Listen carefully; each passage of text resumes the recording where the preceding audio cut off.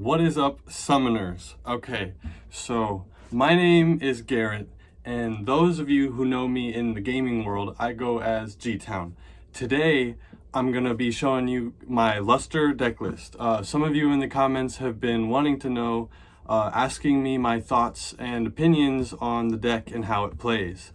I've been playing card games for a little bit. Honestly, I don't really play that competitively. I mostly just play in locals. I haven't been to any like grand opens or any nationals or nothing like that. No online tournaments, but I play for fun. But I do get competitive. I started with a little bit of Magic. My brother got me playing at Friday Night Magic. I played like mono red goblins and some Eldrazi stuff. I played some Duel Links on my phone when I was in college in like 2018. Stormbound was one of my favorite like card kind of games on the phone. And most recently I've been playing Digimon for about 6 to 8 months. I've been in love with that game.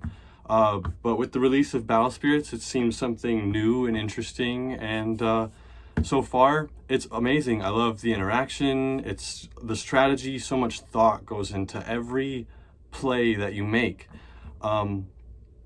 Luster, I just thought it was a really cool mechanic. You know, a lot of the mechanics in Battle Spirits Saga are really cool. Confront, I love that one. Awaken seems pretty neat. I'm looking forward to seeing how the Awaken deck develops next set. What else? Curse is okay. Blood Curse is kind of weird. But no, Luster just seemed awesome. One thing I've noticed in playing the game is that it's kind of difficult to keep cards in your hand. You know, Digimon, every time you evolve, you draw a card. Awesome. You have half your deck in your hand. You don't have that here, and it's kind of crazy. It puts me in a weird position to really think about how I want to build my deck and stuff. And so Luster just felt like the best way to really get some value out of my cards and just keep them in my hand. So with the current state of the game, it feels pretty balanced. White, I feel, is very strong. Red Pterosaur, of course, just being so core efficient with what it does. You know, but you know, everything has a counter. You know, core removal is just so great against Pterosaur, whatnot. Anyway, and why am I doing a deck list now?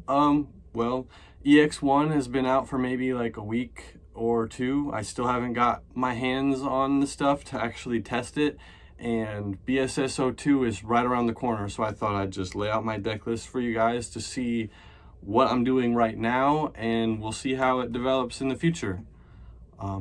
Thank you to Percy TCG for featuring me, and thank you all for watching. Let's go. Alright, summoners. So right off the bat, we have 3 Crafter Fairy Lepre. He's really good for putting your opponent in a position where they don't feel comfortable blocking your Luster Spirit. Giving it kind of free reign to do what it wants, or, you know, trade more favorably on your behalf. You know, put them at level 1, maybe they lose level 2 and 3 skills, you know. Just really cool. Again, really just cheap, help you get more value when you drop Michaela on board. I like it. Some people don't run it. I like it. Then we have 3 Caladrius, our first Luster Spirit. He's really nice. He does work when he has to, but just some good early play if you really need to. He's very vulnerable being at 3K. I don't really use him that much. You have better Luster Spirits in this deck. 4 Pen-10. Some say he's the best card in the deck. He's pretty good, can be good, helps you get some free magics out one time every turn. 4K at level 3, which is nice. Just good stuff to get on board in general. We have for Hippocampo. Great card. I really don't like playing Fabled Beasts. I wish Angels and Luster could do enough on their own where they wouldn't have to use Fabled Beasts. But this just, with Blessed, you get that longevity you need to make it to the late game and start doing some cool gameplay. We have 3 Grimoire Fairy. I love this card. Helping you search for magics, really nice. 5k at level 3, just really good card. Some people, if you wanted to splash some purple, get some Beldegors in here, this is kind of synergizes a little bit. So just a thought there. Really love it. And now we have 3 Twilight Dragon Rider Flavum. I love this card. I wish his stat line was a little bit better, but still overall, very good guy. Really helps when you have a lot of cheap magics that you can play in the deck, so you can keep exhausting your opponent. But again, being at 4k at level 3, he is vulnerable. In the red matchup, they just volcanic break you and you just feel bad. But it is what it is. And moving on. We have 2 Heavenblade Dragon Ryut, or Ryut, however you want to pronounce it. Great in the Star Dragon matchup, the Nova matchup. Also good in the white matchup. When he's on board and at level 3, and you have Michaela up at level 2, and you got a Luster Spirit just ready to go, you're feeling so good. You know, you can't bounce me. Make sure your monsters are up where they need to be. You're not going to get smacked with anything. The only thing at that point is core removal and deadly balance. And from there, we got 3 War Angel Shin, Mind Eye Celestial. I love this card. Super strong, best Luster monster in the deck as of set 1. Being able to restand when you resolve magic, and just having Luster at level 1 is just so nice in case you need it. Yeah, it's just so good. 6k at level 3, just 1k more or anything, and you're out of Volcanic Break. Just exactly what you need to feel as comfortable as possible moving forward. I have 3 Archangel Michaela. Some people play 2. I like 3. Anything I can do to get into where I can play off-color magics for free as soon as possible, I think that's just where the deck does what it needs to do and be most threatening. I love her. She's amazing.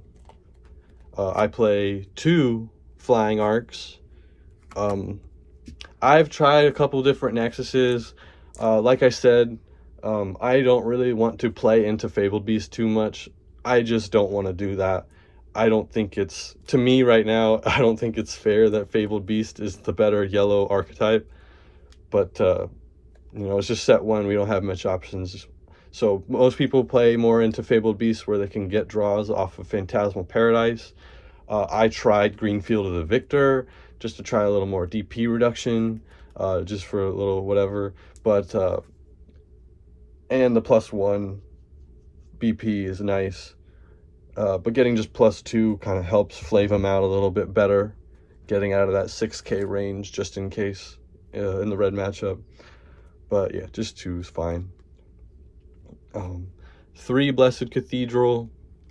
Some people will even consider running 4 because you want to get into that card as soon as possible. If you go the whole early game without getting it at all, it feels bad, because a lot of these guys just die so easy that you really want to make sure that you're getting value off of that. But even still, You kind of want to get that to level 2 before you start trying to get value out of it. But you just do what you got to do, you know. 3, Gleam of Hope. Great card. Again, if you're not finding your Nexus or whatnot, it's going to help Shin get out of the 6K range. And yeah, draw a card.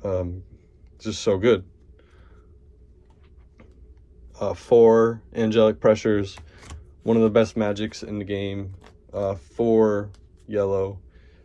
Just being able to kill stuff.